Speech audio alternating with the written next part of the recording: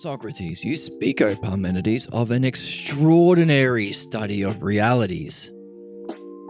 Yeah, it is pretty extraordinary. And I do not quite understand. Well, watch this video.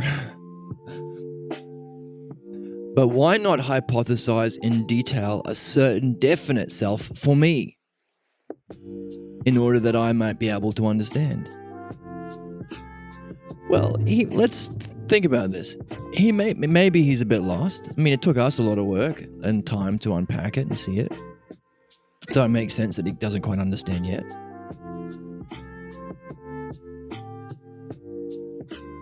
What can we see about this man Socrates? What did he do with that? Did he give up? He did not give up. He said, why don't you give me an example of all this? By defining self. So that I can understand. How clever. All these things, give me an example. And define self for me. He skipped over the realm of being that we're focusing on with likeness and unlikeness and all the ideas and anything that goes through any kind of that kind of experience. He went straight to the top and said, hey, you know what, that's really important, and I think I'm with you, Parmenides, but it would really help me if you showed me. And it would really help is if you showed me with your idea of the self.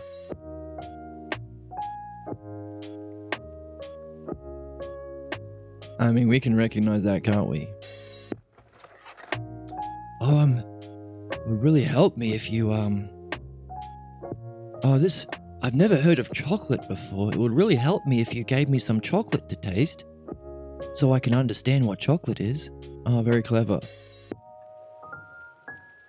Very clever, Socrates. Wow. Good for him. Sort of thing that like a clever hobbit might say to Gandalf. Well, I'm not sure. You're going to have to show me the best possible dialectic on the self. Yours, by the way, not anybody's. I want to know what you think about the self. And don't just tell me what the self is. Really lay it out. You've given me these exercises to really lay out and fully understand something. How about your idea of the self? The highest possible concept anybody can have. Oh, wisest of all teachers. Wow. Wow. This is why we can think of this as one of the greatest books ever read. This is the turning point. This is where the drama shifts. Sneaky hobbitses, right? Because why?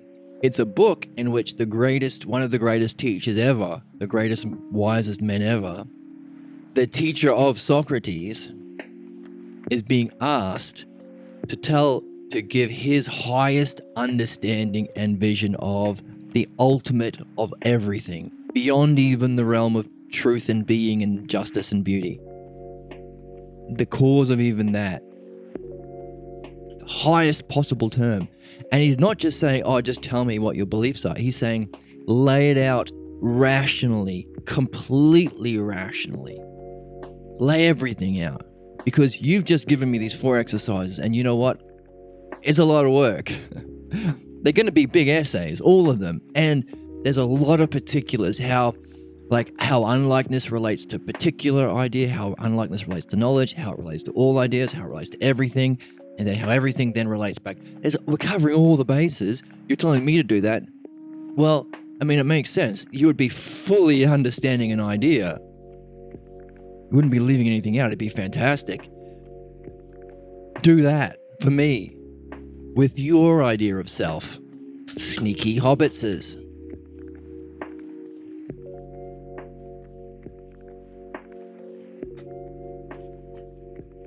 Birds are waking up outside my window. Very noisy.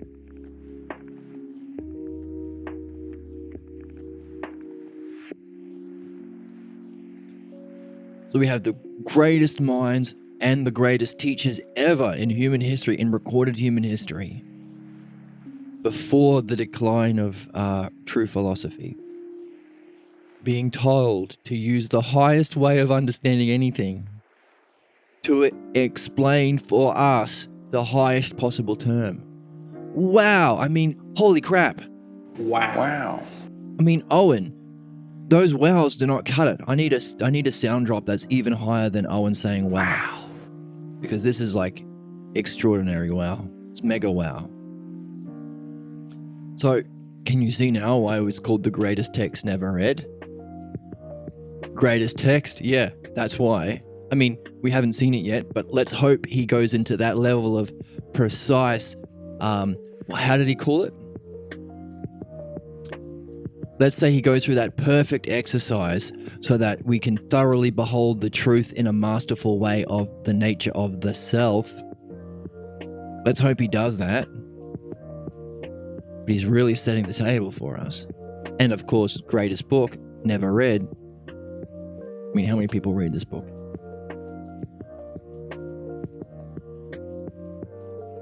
And Sneaky Hobbit says Socrates here. I can't understand. Oh, it's very complicated. It's an extraordinary study of realities that you're setting out for me, Parmenides. I don't quite understand. So maybe you could help me by doing one on the self?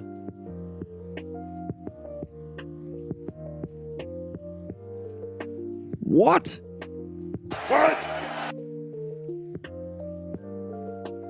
How does Parmenides respond? I mean, cool, right? This is fun.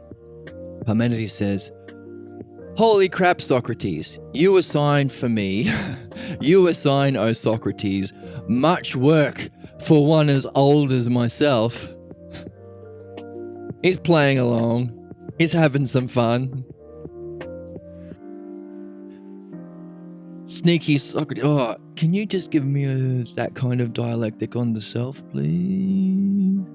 What does he respond? Oh, I'm so old. Oh, it's so much work, and I'm so old. That's too much work. Socrates says, so what are we going to do? Like, oh no, we've lost it. We could have had the greatest book ever written. And he's like, I'm so old. You can't trick me, you sneaky hobbits. You can't trick a wise Gandalf. Oh well, that's the end. No book for us. Well, it was nice talking, and I guess that's the end of the podcast and the video series because he's too clever. He can't trick Gandalf. Tried to trick him to give us what would essentially be the greatest text ever written, but he said he's too old and he can't be tricked. So that's the end. Thank you for joining me. No more philosophy for us. Oh, hang on a second.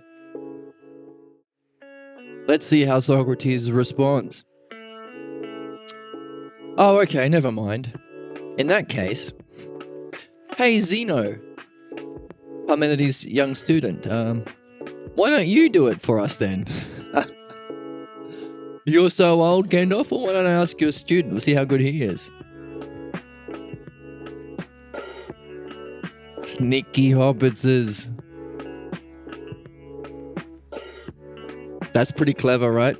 Wow. And then Zeno laughing. Zeno gets the joke. Zeno laughing. Said, Socrates. You, Socrates. We must ask Parmenides himself, O Socrates, not me. Hey, don't ask me. Don't get me and rope me into this. We need to ask Parmenides himself, Socrates. For as it has been said, it is indeed no trifling matter.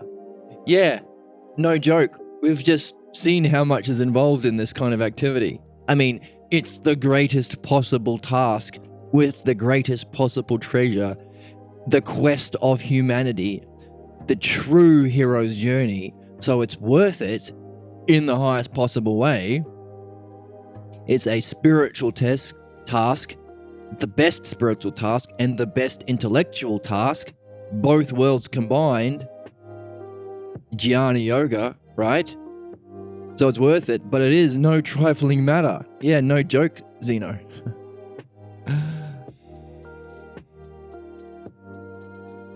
Or do you not see how great the work is that you are assigning? Well, we see it, and we say, Wow. yeah, it is. Therefore, on the one hand, if more of us were present, it would be inopportune to make such a request. If there are a lot of yahoos around, sticking their nose in to say, hey, shut up, don't talk about that, you dick, then it would be kind of rude to ask him, right? For it is improper, especially for a man of his age. Well, come on. I doubt his age has anything to do with it. To speak of such matters is probably more to do with what are we keeping our mind fixed on? Counterattacks, objections. Those people in our world who have been convinced that problems are not solvable, ideas are not knowable,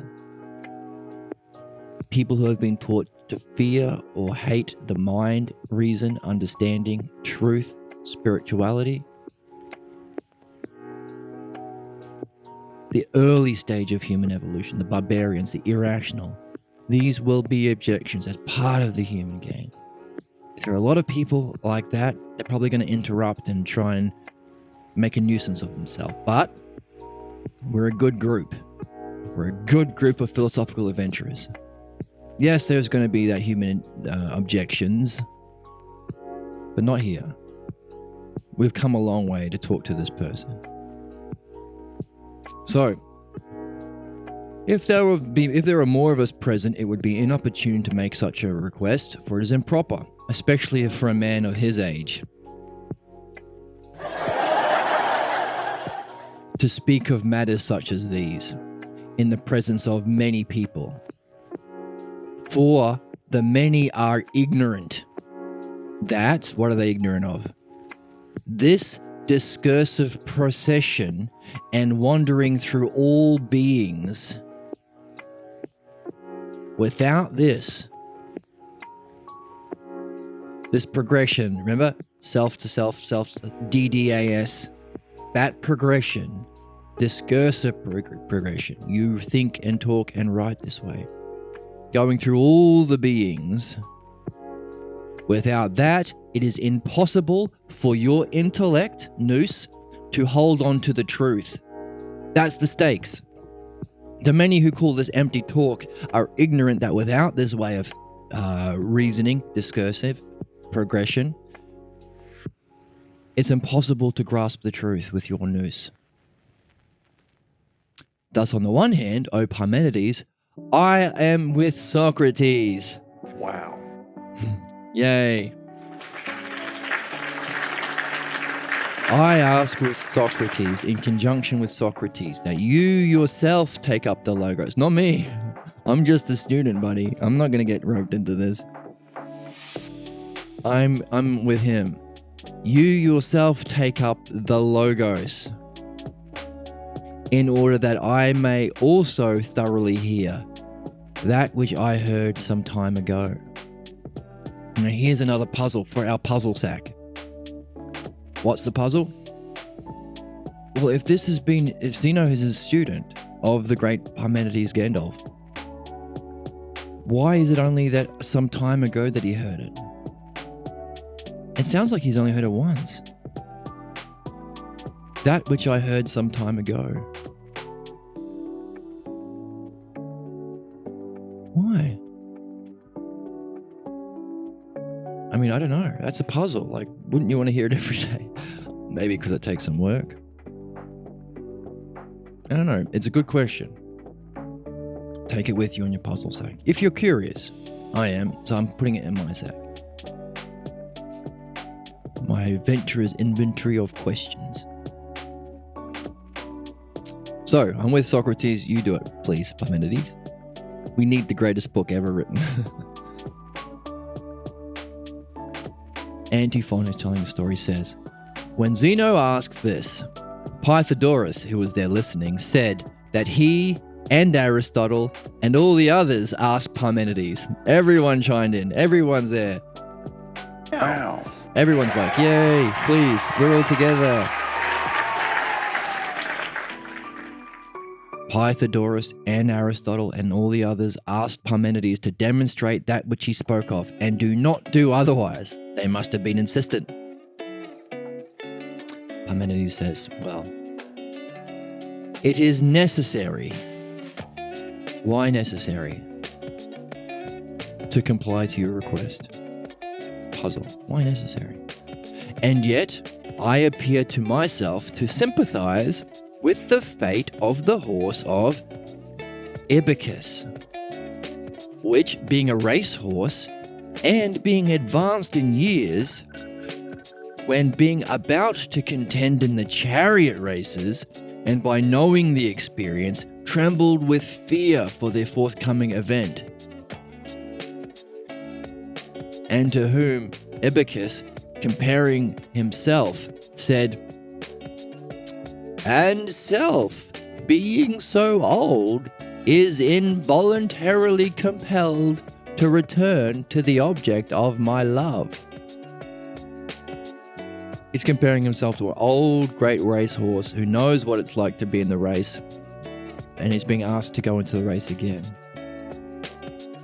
But he's saying, I'm being involuntarily compelled to return to the object of my love.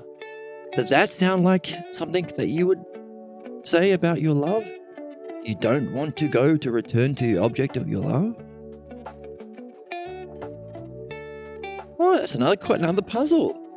I'm getting a whole bunch of puzzles.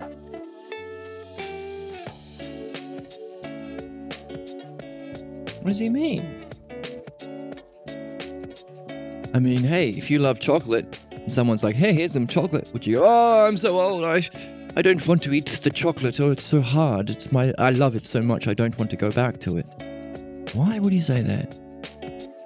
Put it in your puzzle sack.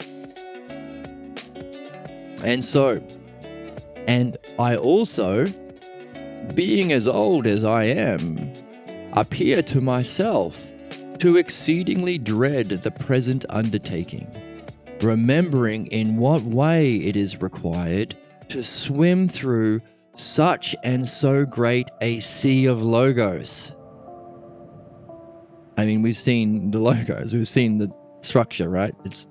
It is a big swim. But it's worth it, if anything is, ever. But also, we should love it.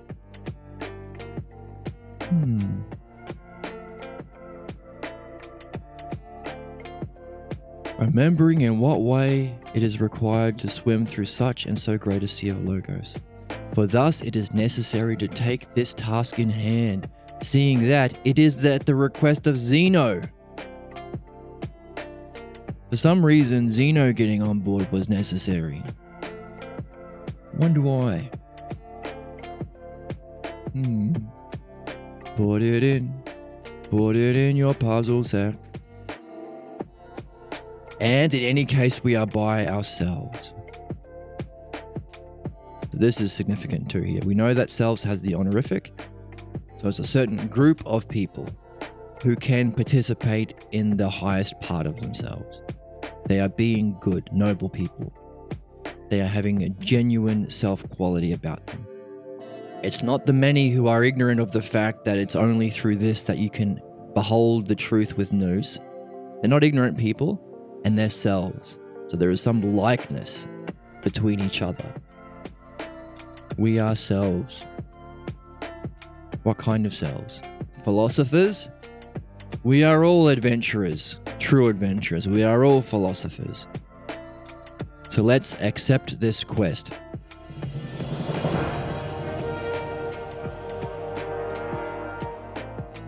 Considering it's going to be a swim.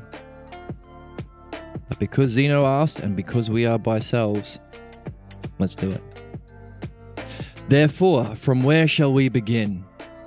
And what shall we hypothesize first? What should be our first what if? Or, if you wish, seeing that it certainly appears that we must play a reality-based game, what have we been talking about? Philosophy is the noblest game. All the other video games and things are shadows of this archetype. Why? Because this game is a reality game. It's the game of reality. That's why they call it the noblest game. And humans are homo ludens, man the player. This is the game we're designed to play. Seeing as we're playing a reality game, I must begin from myself. What's he speaking from? Himself. He said before, we are by selves. I am going to speak from myself, the highest part of any of us. And the hypothesis of myself. What's he going to apply the dialectic to? He's going to be speaking from himself, applied to his hypothesis of himself. What he thinks the ultimate is. His highest vision. From the deepest, truest part of himself. Wow. Wow. By hypothesizing about what are his two terms of his dialectic. Remember? To understand something, that's the one.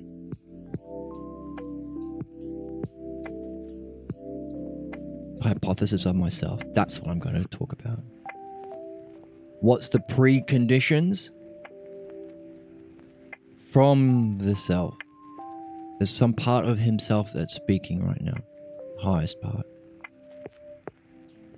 Speak from myself about the one hypothesis of myself. What's the two? By hypothesizing about the one self. There's our two terms. How is he going to understand the self? Apply the idea of one to it. Then what's he going to do? Our two terms, and we have our two categories. Where the one is, and where the one is not. Whether the subject is or is not.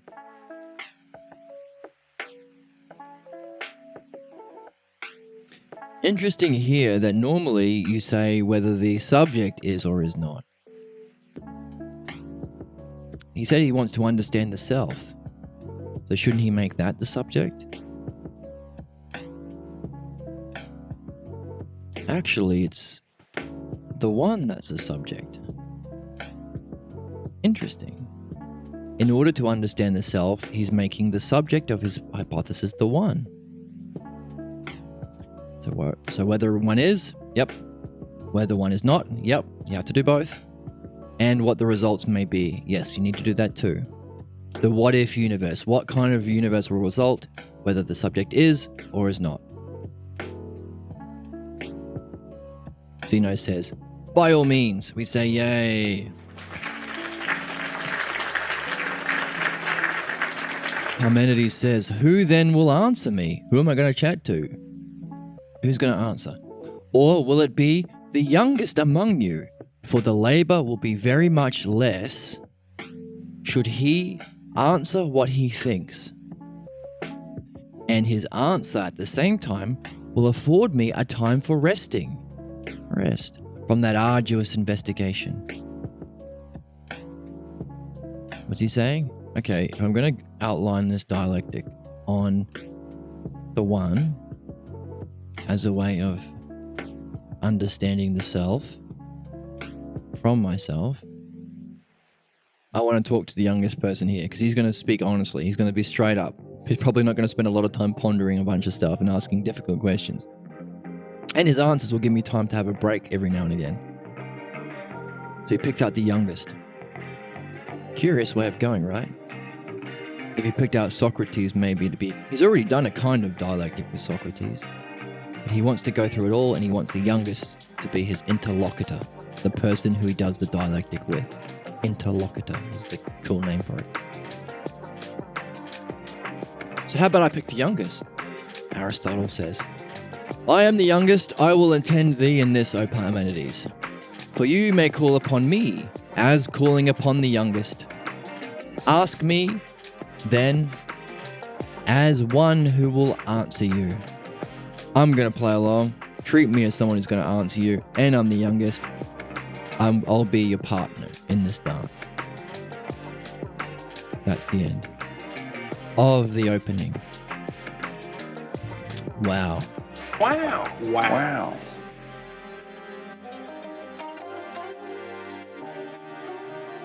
let's take what he said. I mean, there's a lot there to have a look at. There's a lot of fun stuff. Like how clever Socrates was. An extraordinary study of realities, sure.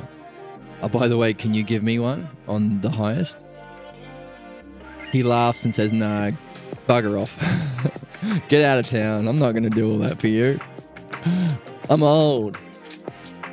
So end of the book. Well, he goes, "Well, no, okay, well, what about your student? Why don't I ask him?"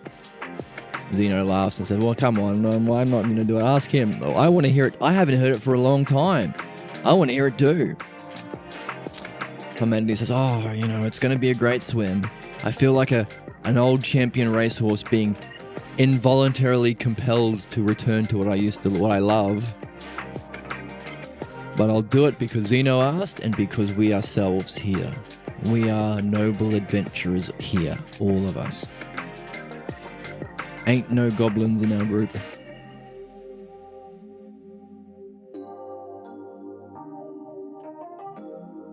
And then he says, "Okay, this is how I'll do it. First of all, first I'm going to talk to the youngest. It's going to be the easiest to talk to. But let me first, before I start, give the preconditions." So now we've got an extra term. We have our 4 parts of the dialectic. Self-self, self-others, others-others, other-self, or definition, demonstration, division, and synthesis analysis, DDAS. We have it applied to 2 categories. If the subject is, if it isn't. So the 4 in 2 in order to define one idea. 1, 2, 4. Oh, and we have a 3 in there. Keep in mind any objections. Use the dialectic and keep in mind what we're doing is to reach the self. So the 1, 2, 3, 4. Now, above all this, we have a kind of precondition. So if we have the 4 self terms as 4 dialectic terms, categories, we have a 5th one that sits atop, the preconditions, the prelude, the introduction. This is what's needed first. In order to, you can say, well, let's use a bike as example. You can define a bike, talk about how it functions or its demonstration, talk about its division or how you can relate to the world with a bike, and then its synthesis analysis, how then you take care of your bike, right? But don't there have to be principles that exist in the universe first for even bikes to happen? Are you really fully covering what a bike is if you don't also cover what has to exist prior? Can you have a bike if physics doesn't exist? If motion doesn't exist? If we don't live in a physical universe that can have physical objects? So this is a kind of precondition for explaining what a bike is. We're getting this from Parmenides here. What are the preconditions? Well, he starts by saying, necessary. Something about what he's doing is necessary. These are the necessary conditions. Necessary. Something to do with love. I have to have an inner desire. Compulsion within to return to our love.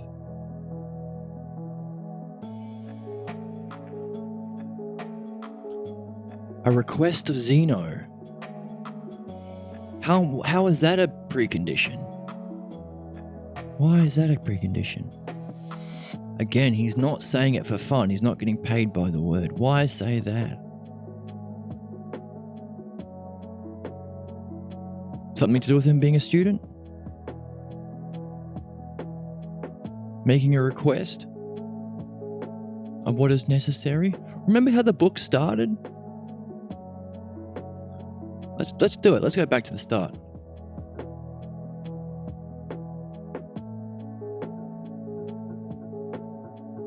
This is the end of the introduction.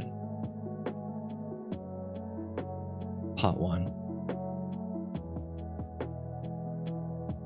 Oh, there has to be. Oh, here we go. I saw the thing. There we go. Cephalus begins. Immediately after we arrived, we, a bunch of adventurers, arrived at where? Athens, the place where the adventure is happening, the place of our abode. From Clazomea, we happened to meet with Adamantos and Glaucon at the place of the assembly. Adventurers are assembling. Adamantos, taking me by the hand, said, "Welcome, O Cephalus. Is there anything you need that we can provide?" On the one hand, please ask. What did Zeno do? He asked. What was it? Necessary. What did he ask? Parmenides to provide something. Certainly on the one hand, I am certainly here indeed for this very purpose. Why are we here? Well, why is Socrates there with Parmenides? Does he need something that he's asking about that he can provide? Necessary. And also, what do we say? What makes us rational? We have to ask the question, why are we here as human beings? Makes us rational to ask that question. So, are we here indeed for this very purpose? Our self? Alto self? Why are we here? Are we here alive right now and discovering this ancient text in this purple galaxy? Because we need something? Would we have been born if we didn't need something? Does it involve having to ask for it, to put it into logos, words, language? Something that is necessary? Is that why we're here? Could that be what we're here to do? Is that how we learn? This is the opening. And what did Parmenides say? I'm only going to speak because we ourselves, we're not ignorant of our purpose, number one. Number two, because Zeno, someone who's I'm taking on as a student, has asked. Because it's necessary, he needs it, we need it. And it's a purpose that we have. Purpose. Even though I'm old, even though I'm like an old racehorse being involuntarily compelled to return to the races again. This is the opening. So now that we've reached the end of the beginning section, we can go back to the first paragraph and we can see more how the whole is contained in the part. We started this whole thing by saying, part of the logos is recognizing whole and part.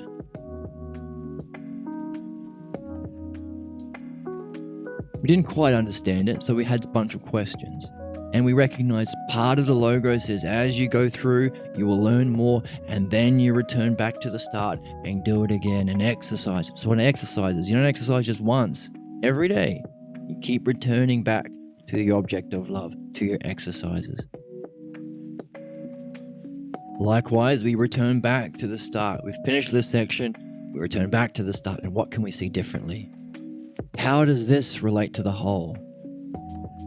Is there asking about what he needs to do with his purpose of self?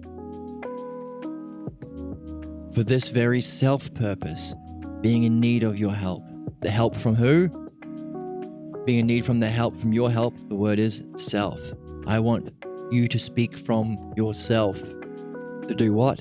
To help me, that I'm asking about. Please tell us your need. So, interesting. Do we see some sameness? Do we see some likeness between the opening and the ending? Between the introduction to the opening and the end of the opening? Which is itself the introduction to the whole text. So let's go back. What's the preconditions for the dialectic? Number one, he said,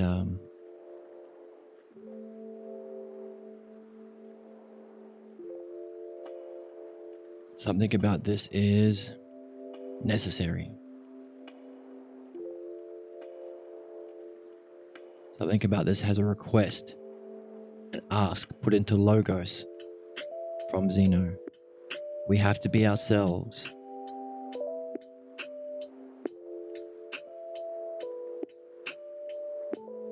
Maybe purpose. Why is it necessary? Questions. Put it in your question section. Develop a question, a puzzle about this. So these are the parts of the precondition. Something about it's necessary, something about a request, something about a need, something about benefiting a student, perhaps, being of yourselves. But then he puts it into a paragraph. He gives a summary of the whole thing that will follow. I'm going to take a quick break and we're going to unpack this, because he's about to get into the dialectic of the self from himself, about the one self, where the one is, where the one isn't, and what follows. So we need to break that down to understand, because we've been given examples of the categories, our 4 exercises, and we can infer or use abduction to infer the structure of the dialectic that we can use wherever we do. Bikes, humanity, the ideas, the meaning of life. Okay?